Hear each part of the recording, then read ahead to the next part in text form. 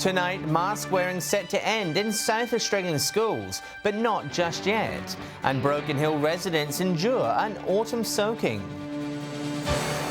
From our 7 Spencer Golf Studios, your nightly news with John Hunt begins now. Good evening.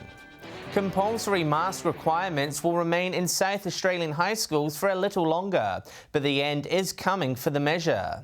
Despite other states relaxing their rules, the state government says they need time to prepare. Masks remain a backpack essential for now.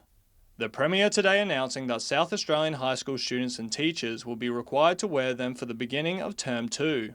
I can advise South Australians that we have decided today that the wearing of masks will be maintained within the school setting for 4 more weeks upon the resumption of school next week. The timeline aimed at reducing disruption of COVID transmission to students' learning. He says while the school holidays acted as a circuit breaker, that good work could be undone by the relaxing of restrictions now. Our task here is trying to get the balance right, allowing schools to return to normal, giving relief to teachers and students alike. This is a decision which recognises that last term was absolute chaos. That type of workload for educators is unsustainable. The Education Union saying students cannot continue to be pulled from classrooms as it leaves both them and their teachers struggling to keep up with the curriculum.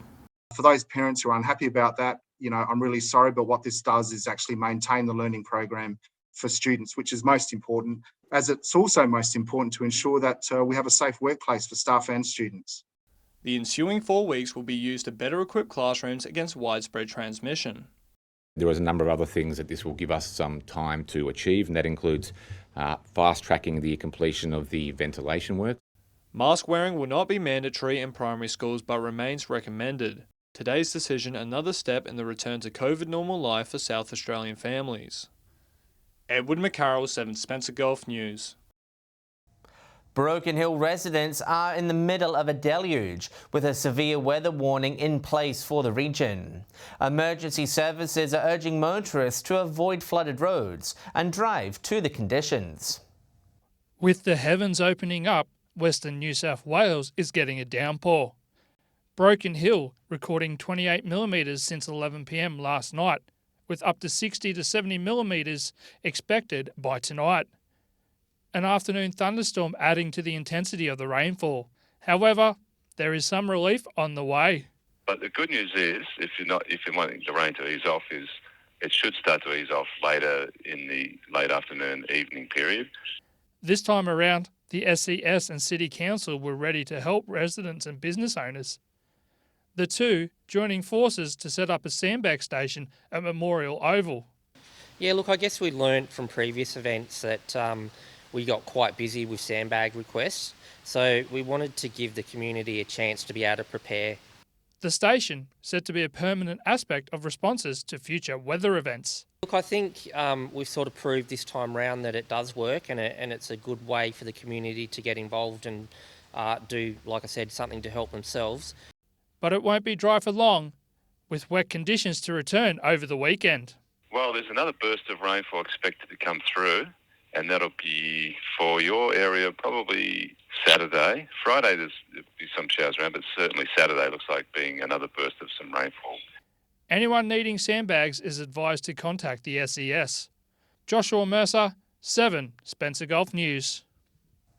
A drink driver has had his car impounded for 28 days after being caught in Port Lincoln yesterday afternoon. Around 2 p.m, police patrols stopped a Holden ute on London Street whilst they were conducting a testing station.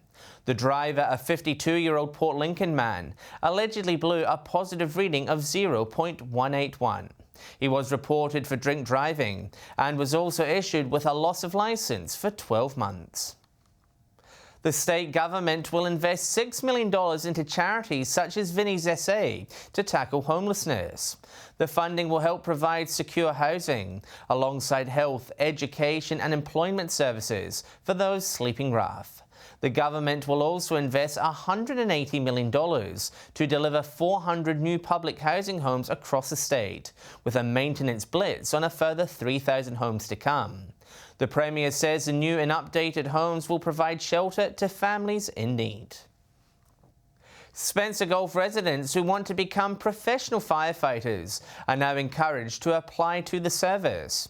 The MFS focusing on finding recruits from diverse backgrounds, as Mark Zita explains. Women and those from culturally diverse backgrounds are the focus of a new recruitment campaign by the Metropolitan Fire Service. Applications open today for what the MFS describes as one of the most state sought-after jobs. The service tagging the campaign as Challenge Your Potential, encouraging community-minded, fit people who also take great pride and work conscientiously in serving the community to consider a career in firefighting. According to the service, they attract close to 2,200 applications from aspiring firefighters each year. Their campaign, focusing on those who are from ethnic and gender diverse backgrounds, with women also being heavily targeted. In a statement, Emergency Services Minister Joe Sokash says a more diverse MFS will be a better service, and he can't wait to see the next generation of firefighters who apply through the campaign. The MFS also claiming their recruitment program has one of the most competitive selection processes going around. Applications close at 5 p.m. on Friday, May 20. More information on how to apply can be found on the MFS website. Still to come tonight, Broken Hill Police praise Monday patrons for their behaviour.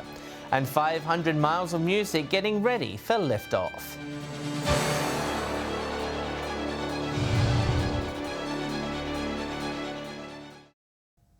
Welcome back. Barrier District Police have praised travellers for their conduct over a busy holiday period. Despite hosting thousands for the Monday Bash, no major issues were reported, while ANZAC Day was also largely trouble-free. It has been a big 2 weeks for officers attached to the Barrier Police District. The region dealing with thousands of people rolling into town for music and heritage festivals, as well as school holidays. Despite this, authorities are happy with how people conducted themselves. Over the 5 days that the event ran and about 8,000 people there, we only had to remove 8 people in total, which is one campsite. Other than the removal of one family, there was little to no police involvement during the event. It was just fantastic to see that, after a couple of years of pandemics, that, an event like that in Broken Hill could come together and, have such a good time without really minimal police involvement. Overall, the holiday period for the district was positive, with officers praising driver behaviour. However, there were still some that chose to ignore warnings. There wasn't too many concerns raised. There were a number of people over time, particularly over long weekends, where they were caught either drug driving or drink driving. That's unfortunate. People make those decisions to undertake that when they know they shouldn't. Officers also had no issues during ANZAC Day, saying everyone in attendance showed proper respect for the day. Joshua Mercer, 7 Spencer Gulf News. The opening weekend of Port Lincoln Salt Festival has been declared a success by organisers. Hundreds flocking to a range of events, including live performers, art exhibitions, and a surprise visit from the town's newest sea animal. Port Lincoln's very own whale making a splash at this year's Salt Festival.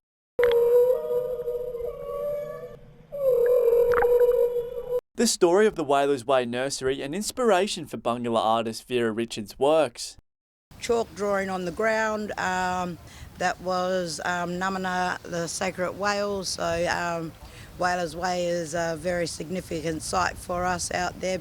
Vera's artwork didn't stop there, as she welcomed members of the community to leave their mark on the town's love sign. Second side with the handprints was for us as a community to put all our handprints on to show that we're working in unison. So this was a big thing for the Salt Fest. Others enjoyed the live music performances and interactive workshops scattered across the region. The first event was out at Cummins and Savour of Cuba, which is all these people dancing to Cuban music out there, and that was packed. It was just absolutely sold out. And it's only just getting started, with a range of different events in the pipeline. Plenty more to come. It's packed. Obviously, the majority. It's a 10-day festival. We're 4 days in. Salt Stage next weekend is an absolute must. 5 incredible bands, incredible performances. It's not too late to get involved, with the entire Salt program listed on their website. Go to saltfestival.com, the website, and the full program is there. You can look at all the things. There's plenty of workshops, exhibitions, performances, and Salt Stage as well. So it's perfect magic. Henry Millick, 7 Spencer Golf News. Organisers say the return of the much-loved 500 Miles of Music Festival is just around the corner. The event seeing musicians hop from one regional centre to the next, performing some of their greatest hits each night. 500 Miles of Music is back and looking bigger than ever. 11 shows are in the pipeline, with the festival touring through 8 regional and outback locations this year. Each gig will be slightly different, with different artists, just to mix it up a bit, so people that want to follow the whole show will have different entertainment each night. Organisers say the artists will travel across the state to perform in some small satellite shows, as well as larger show-stopping events. Returning to Quorn for the second time, this year's lineup is predicted to be one of the biggest and best. We've got a little opener show at a place called the Barn at Wombat Flat down near Udunda. And then we come here. This will be probably one of the biggest events out at the lot. Between here and Lee Creek, there's two big days. The touring lineup features some of the nation's top country artists. Adam Harvey, Gina Jeffries, Travis Collins and Amber Lawrence among those making the trip. So excited to be coming on 500 Miles of Music in 2022. I got to experience just a little bit of it last year and it wasn't enough, so I'm coming back. And here in Pitchy Ritchie Park again, we've got the Wolf Brothers, so a fantastic country music band. Organiser John Simpson excited to bring another set of concerts to communities that appreciate being visited. Getting out and creating these live events and getting that immediate feedback from the audience, just enjoying themselves at these places is just fantastic. Edward McCarroll, 7 Spencer Golf News. Stay with us. The region's GP shortage back in the spotlight, and Port Lincoln's history group to trace the city's past next month.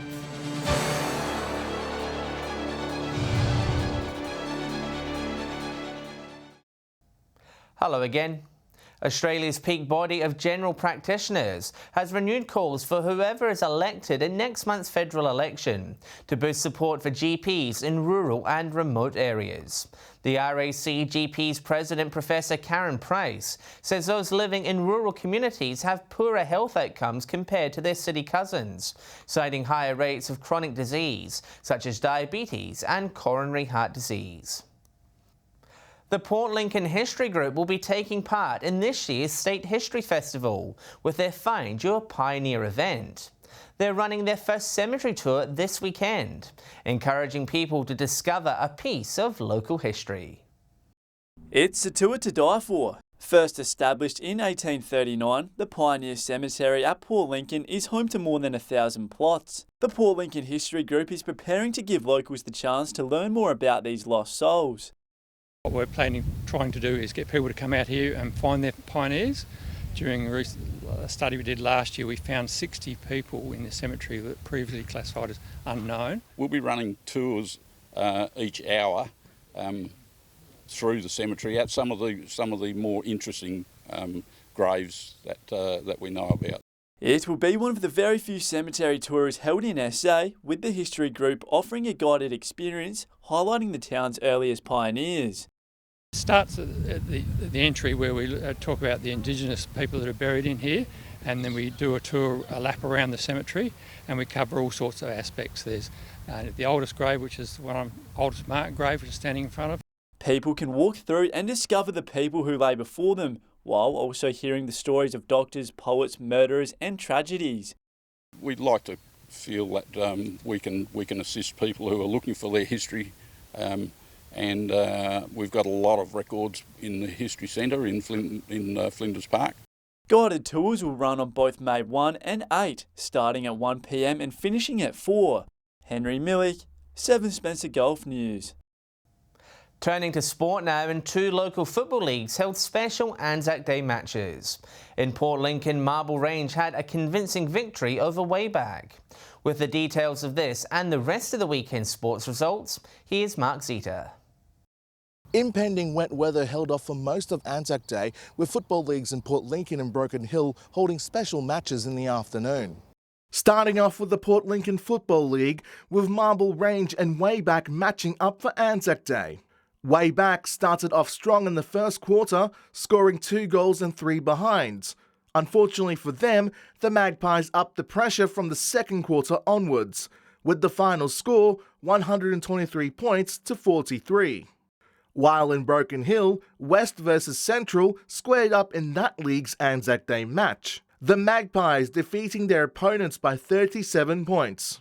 Mitch Reberger winning the Richard Sando Medal, named after Private Sando, who was killed in Vietnam in 1967.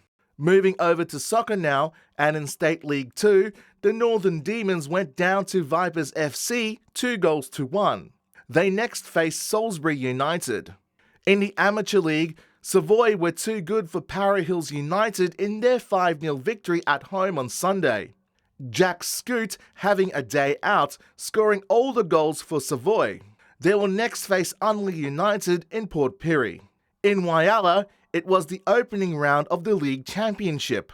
Westlands United came from 3-1 behind at halftime to secure a point against Lions yesterday.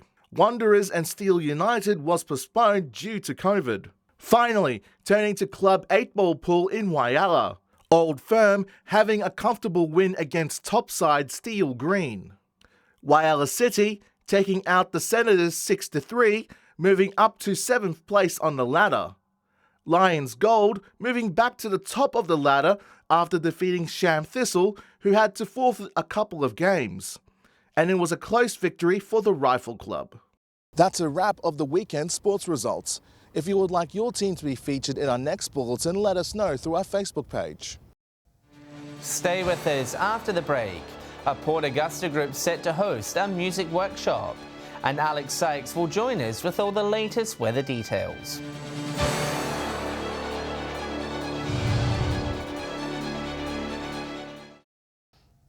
Hello again. The Port Augusta Cultural Arts Centre will be holding a free music art workshop for the local community. Award-winning singer and songwriter Nancy Bates will help guide musicians through her course, Staying Deadly Through Song. The free workshop will take place on May 3 between 10 a.m. and 3 p.m. Organisers encouraging all interested community members to register via Eventbrite.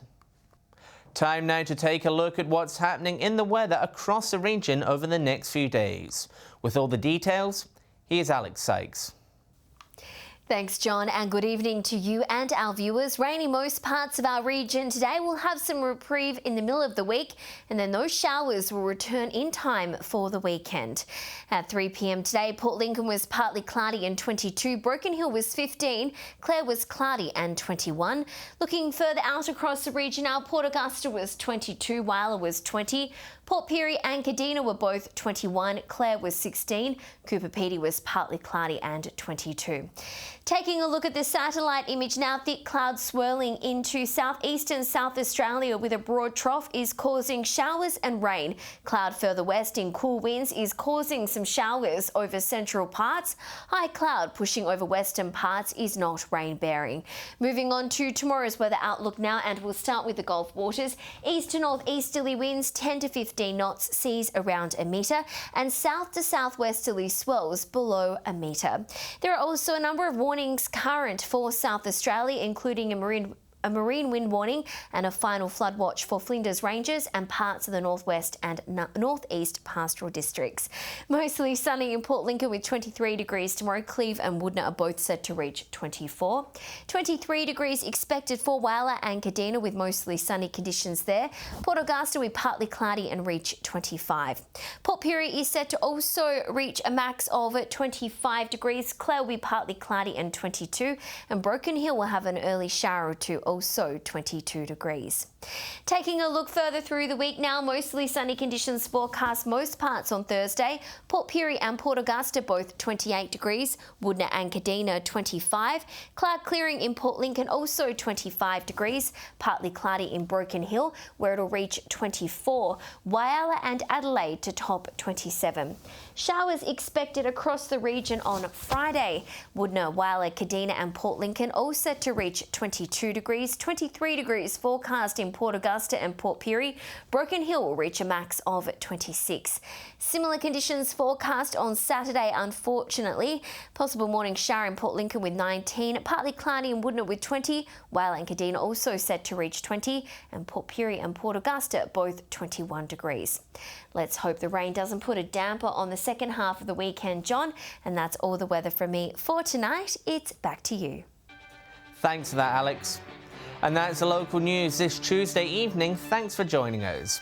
I'll have updates later, and we will return tomorrow night at 7 p.m. Until then, enjoy your evening. Good night.